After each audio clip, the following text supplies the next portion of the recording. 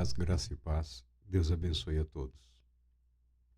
O livro do profeta Ezequiel, no seu capítulo 37, contém uma das mais belas e poderosas revelações de Deus para o povo de Deus. É a profecia do vale de ossos secos. Nós chegaremos a esse ponto,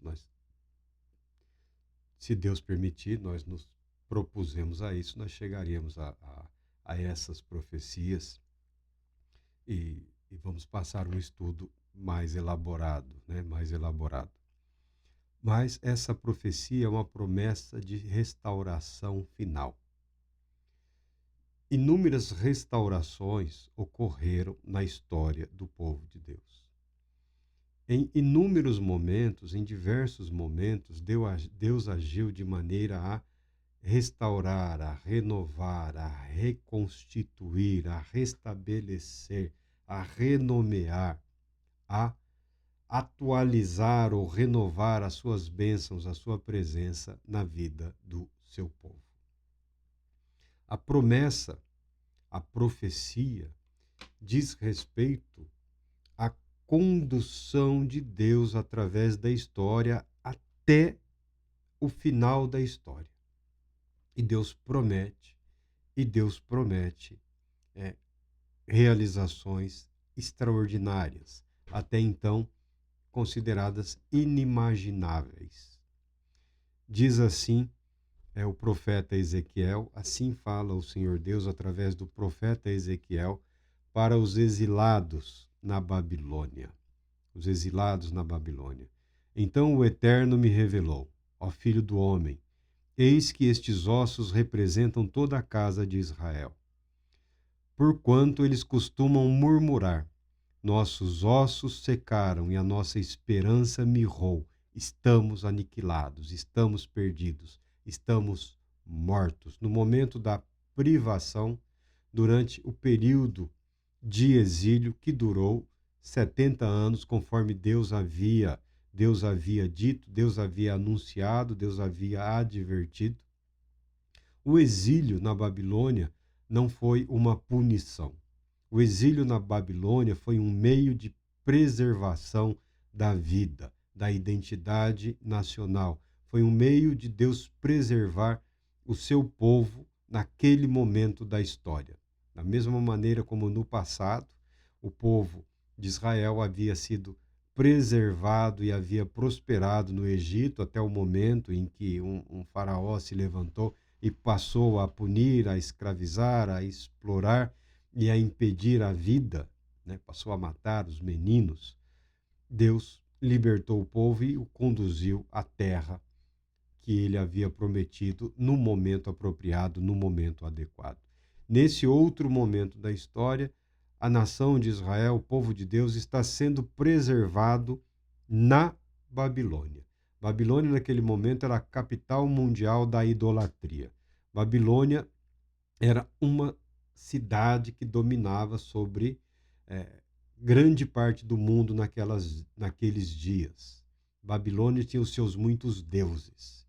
Babilônia era uma cultura totalmente idólatra, totalmente comprometida com uma espiritualidade que havia se afastado da verdade de Deus, um único e verdadeiro Deus. É nesse ambiente que Deus está purificando, que Deus está tratando o seu povo.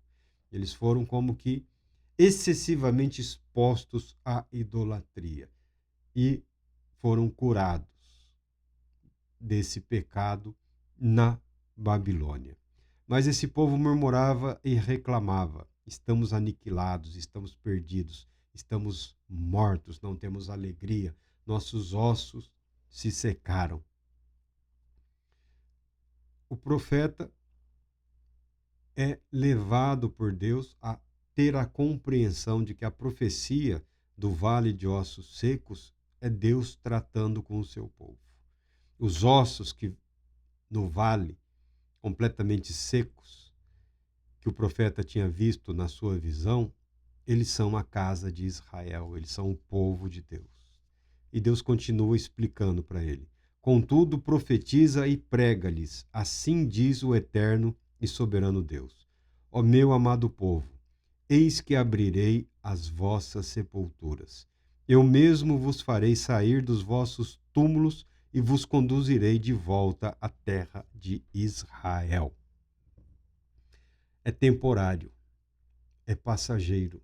O sofrimento, a dor, a expectativa diária e crescente de isolamento, de sufocamento, de solidão, a perspectiva, o pensamento, o sentimento de abandono é temporário, é passageiro. Eles diziam que estavam mortos. Eles não tinham mais a alegria na idolatria. Eles sonhavam com o culto a Deus. Eles sonhavam com o retorno à terra da promessa. Eles sonhavam com o retorno a um período, a um momento que a maioria deles sequer havia experimentado no seu viver. Porque muitos foram os anos de preparação, de guerras, de ruína, de destruição.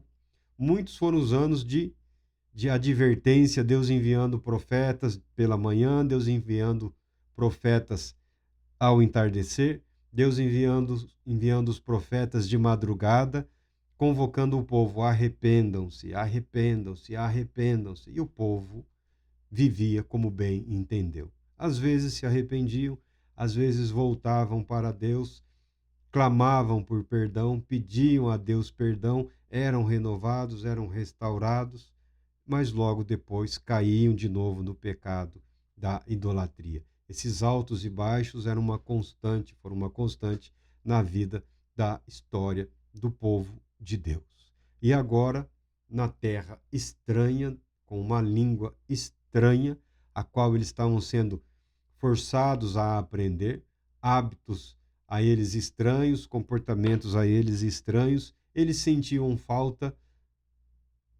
da promessa de Deus. Sentiam falta do que eles não tinham vivido ou experimentado, porque a vida para eles era como que a morte. A vida para eles era como que a sepultura. E Deus fala para o profeta Ezequiel, anuncia para esse povo, assim diz o Senhor Deus, o eterno, soberano, ao povo que ele ama, aquela condição que eles estavam enfrentando, aquela condição pela qual o povo, a nação de Israel, boa parte deles, ainda tinha alguns lá remanescentes na terra, esses que estavam no exílio, esses que estavam exilados, foram levados como cativos, a Bíblia fala, Deus abrirá a sepultura. Você pensa que acabou? Vocês acham que estão mortos? Vocês estão pensando que a vida é morte? Não. Deus é Deus dos vivos. Deus é Deus que ressuscita os mortos. Deus é o Deus que renova, que restaura. Deus é Deus que cumpre a sua promessa. Farei com que vocês saiam dos seus túmulos. Farei com que vocês deixem as suas sepulturas. Farei com que vocês retornem à promessa. Retornem à terra da promessa. Farei com que vocês retornem ao viver segundo a vontade de Deus. E no dia em que vos libertar do vosso lugar de morte e vos fizer sair, compreendereis que eu, o Senhor Deus, vos amo. Eu estou colocando aqui, né, essa palavra. No dia em que eu vos libertar do vosso lugar de morte e vos fizer sair, compreendereis que eu sou o Senhor Deus, ó povo meu, que vos ama. Porque no versículo de cima, Deus chama o povo exilado, que se enxerga como sofrido, que se enxerga como ossos sem vida. Povo amado, meu amado povo, meu amado povo. Nós, invariavelmente, achamos que o sofrimento é desamor. Que no sofrimento, no sofrer, não estamos sendo amados. Deus diz que Ele é Deus e que o compromisso dele não muda, ainda que nós não estejamos vivendo, ainda que o nosso viver não nos possibilite refletir esse sentimento, essa confiança. Somos o povo amado de Deus. Mas a Bíblia declara haverá um dia em que eu libertarei vocês do lugar de morte, retirarei você, a sua família, do lugar de morte, e nesse dia você compreenderá. Nesse dia, a sua consciência, a sua mente, o seu espírito compreenderá. De fato, foi Deus. De fato, Deus sempre esteve presente. De fato, Deus nunca se ausentou. O amor de Deus se manifestou mesmo numa situação tão trágica, tão desesperadora como uma situação de morte, uma situação de perda. Você pode dizer, mas Marco, isso é uma promessa para um povo, para uma nação. Sim, é uma promessa para uma nação. Levou 70 anos, mas Deus cumpriu o que prometeu para a nação de Israel.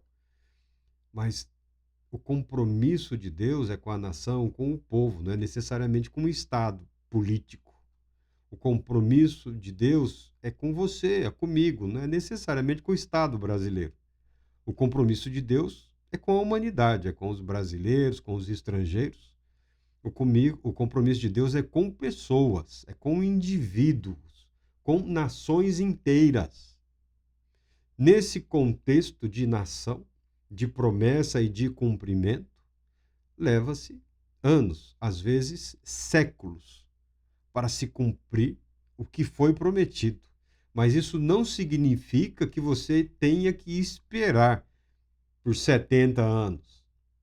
Não significa que você tenha que esperar por séculos para viver e para experimentar na sua vida, no seu ser, a promessa de Deus, a manifestação do poder de Deus. Porque Deus é Deus fiel hoje. Deus é Deus que expressa o seu amor hoje. Deus é Deus que nos liberta do lugar de morte hoje. Deus não muda essa verdade. E essa verdade não será mudada para as nossas vidas, para o nosso viver. E derramarei dentro de cada um de vocês o meu espírito e vivereis. E eu os estabelecerei na vossa própria terra. Então reconhecereis que eu, o Senhor, prometi e cumpri tudo quanto disse. Palavra do Eterno. Palavra do Eterno. Eu gosto desse texto aqui, é a King James. Eu gosto desse texto, eu gosto da apresentação desse texto. Refere-se a Deus como o Eterno Deus. Eu sou totalmente favorável à doação de sangue, porque no sangue está a vida. Quem doa sangue, doa vida. Alguns têm dificuldades em relação a isso, mas quem doa sangue, doa vida. Sempre que pude, doei sangue. Tá? Agora, depois da idade, de problemas de saúde, não sou mais doador. Mas sempre que pude, o fiz. Não precisei de doação, mas aceitaria de bom grado, caso em algum momento venha necessitar. Essa promessa aqui, essa declaração aqui é o cerne, é o coração, é a alma, é o espírito da revelação que propicia a compreensão do propósito do plano de Deus. E derramarei dentro de cada um de vocês o meu espírito e vivereis. Deus é doador de vida. Deus é doador de vida. Deus não é Deus de um vale de ossos secos. Deus é Deus de uma multidão que celebra, que jubila, que se alegra, que glorifica o bendito e santo nome dele, por viver, por experimentar e reconhecer que Deus é bom. Louvamos a Deus, louvamos o bendito nome do Senhor, porque é bom, porque a sua misericórdia dura para sempre. Deus é doador de vida. Deus é doador de vida. Você pode estar vivendo no vale da sombra da morte. Você pode estar vivendo como aquele que está se preparando para ser encaminhado ou conduzido para a sepultura. Está nos últimos dias. Deus é Deus de vivos, Deus é doador de vida. A sequidão, a ansiedade, a angústia, o medo pode ter invadido o seu ser. Você vive por viver, come por comer. Se alegra quando todos se alegram, até ri. Até ri. Porque ninguém precisa saber o que você está vivendo ou passando. Por dentro pode ser que esteja um deserto. Por dentro pode ser que seja como o tal vale de ossos secos. Surpreende-se até por ainda estar respirando. Falo também em termos espirituais, em termos de alegria, de paz, de fé e de esperança. Mas Deus é doador de vida. Esse é o centro do pensamento, da revelação de Deus, da expressão da palavra profética, da garantia de Deus para as nossas vidas, para o nosso ser. Derramarei dentro de cada um de vocês o meu espírito, referindo-se à presença do Espírito Santo, gerando, preservando, santificando, transformando. Derramarei dentro de cada um. Não é para o Estado. Não falamos do Estado. Não é só a nação. Não. É para cada indivíduo, cada pessoa que se achega a Deus. Cada pessoa que busca conhecer o plano, o propósito de Deus. Cada pessoa que permite que Deus o prepare e o conduza para esse momento. Receber vida de Deus, ser vivificado por Deus, ter a vida moldada e transformada, guiada, guardada, conduzida pelo próprio Deus. Sim, sim, esse é o plano de Deus, essa é a promessa de Deus, é o que Deus realiza gratuitamente através daquele que expressa o amor dele, daquele que expressa o poder dele, daquele que expressa a justiça dele, daquele que expressou, daquele que transmite, continua transmitindo a cada um de nós a palavra viva, Jesus Cristo, o nosso Senhor. E o texto, essa compreensão dada a Ezequiel, essa revelação, esse entendimento no que diz respeito à visão que ele recebeu, a visão profética, termina com palavra do Eterno, palavra de Deus, não volta atrás. Você viverá, você viverá. A sua vida transbordará de alegria, a sua vida manifestará a fé e o conhecimento do Deus Todo-Poderoso. Que Deus te abençoe, te proteja e te conceda paz, muita paz.